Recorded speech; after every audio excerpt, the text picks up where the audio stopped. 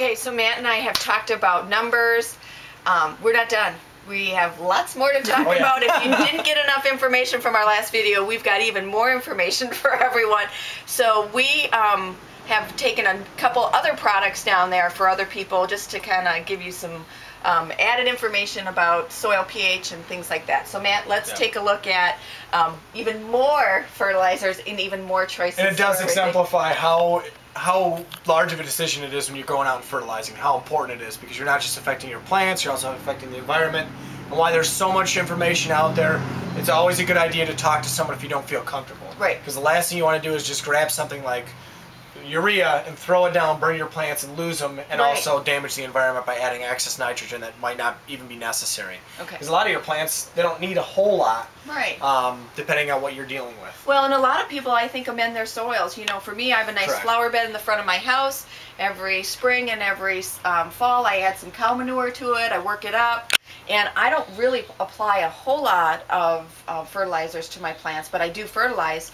But for my vegetable gardens, I do. And so I think it's important. And like you said, you know, some of the numbers or the costs of these fertilizers are shocking people. Okay, Matt, so why don't we just pull off one of these or a couple of these bottles and talk about cost and application amounts and show people how one bottle of fertilizer that may cost $10 of a huge bag. So why don't we take the Neptune's Harvest, which is fish emulsion, and talk a little bit about application for a bottle that costs $10.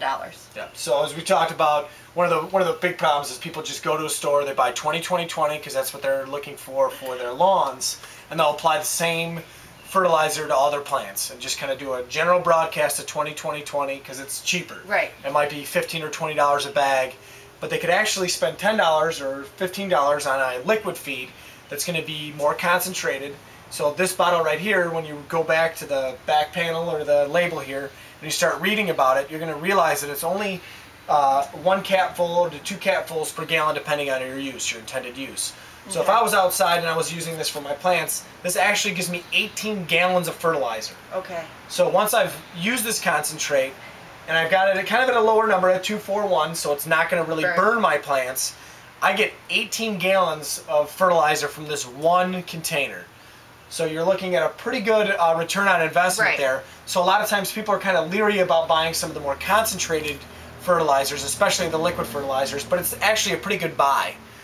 Right here it's at 241, so again kind of a lower number, and you can actually use this. There are application rates for even starting your seeds. Right. So that when you're trying to find a fertilizer that's going to work with seeds, the last thing you want to use is a granular. Oh my gosh, yeah, but you've got tiny little roots and they're going to burn out immediately. So yeah, good choice. Yeah, a real great choice. And you also got the Grow Tone, another natural choice for a liquid feed as well. Kind of alternatives to your traditional Miracle Grow products. Okay.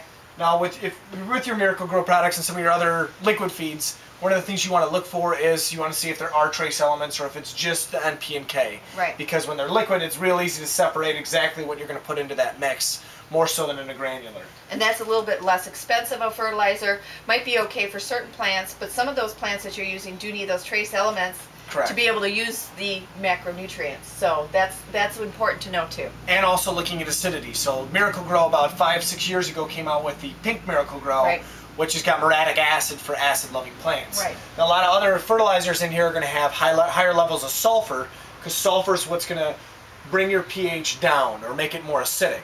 Now, if you're looking at Hollytone, for instance, this bag right here, Hollytone, it says right on there for hollies, azaleas, camellias, which it would be awesome if we could have camellias in our mansion, but we really can't, and a lot of your acid-loving plants. Now, the reason that it is that way is because it actually does have acidifying agents in here. So if you have plants like what we talked about earlier with lack of iron, a lot of times the reason you don't have iron in your plants or that they're starving from iron or what's called chlorosis is because they're at higher pHs. Now this would bring your pH lower and you'd have to read the label to find out exactly how much of the Hollytone to add. But it's also going to provide a 434 fertilizer to your plants, so it does more than just acidifying the soil. It also is a form of fertilizer as well. And I think people may relate to some of the different acidities and raising and lowering your pH, because a lot of people have hydrangeas in their garden. Yes. And a lot of people want pink versus blue hydrangeas, so that might help people remember too. Yeah. You want to apply sulfur for your blue hydrangeas, correct? Yes. To bring Yep. your, And aluminum sulfate is also another product that you can use. Aluminum sulfate really changes soil acidity, and it goes downward. Okay. Now, if you need to go upward in the opposite direction, there's garden lime, and there's all kinds of sources of lime. In fact, they even use crushed up lime from seashells as a natural source of lime. But right here you have bagged garden lime. And this would be if you had too acidic a soil for some of your plants. Right. Normally an issue with lawns more so than most of your other plants, but there are some of your vegetables that like it a little bit more alkaline than acidic as well. So in that situation, you could use garden lime to change your soil acidity to go, or your soil pH to go more alkaline. Right. And it's really, really important that you have a soil test to help you, and not just go, okay, I've used garden lime in the past, I'm just going to throw it down in the garden. And garden lime, you don't need to apply that sometimes every year either. So, correct. I mean, that's something that you, like you said, do soil pH. And I was going to say something else, I can't remember now. Anyway, all right, we'll keep going. Too much information, a lot of information. Let me ask you one more question before you get to chelated iron. What about raised beds, putting doing plants in pots? You know, a lot of people are doing tomatoes or peppers in pots. Correct. What about fertilizing in that situation when you have a raised bed versus putting it directly in the garden?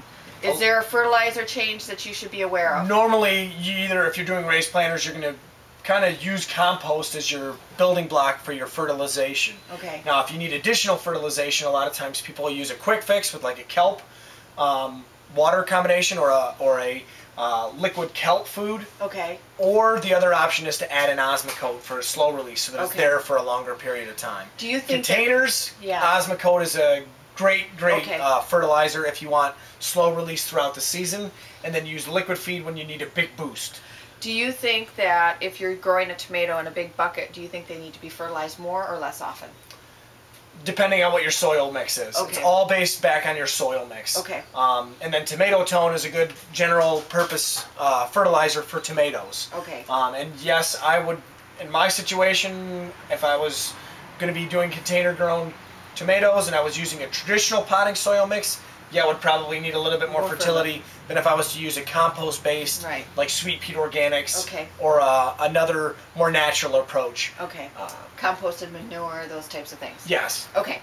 All right. So another aside. Go ahead and talk about your iron or your chelated iron. This is chelated iron, and what's going on here is this is what you use to combat chlorosis. Okay. Chlorosis being yellowing of the leaves. You see the veins in the plant. Yes. Okay. Yeah. Big issue with like pin oak and alkaline soil. So if you have a pin oak and it looks like it's a beautiful Aurea cultivar because it's yellow, it might not be that cultivar. It might actually be the fact that it's chlorotic. Okay. You'll also see this issue with some of your broadleaf evergreens as well. A lot of times you'll see rhododendrons that'll show you chlorosis as well.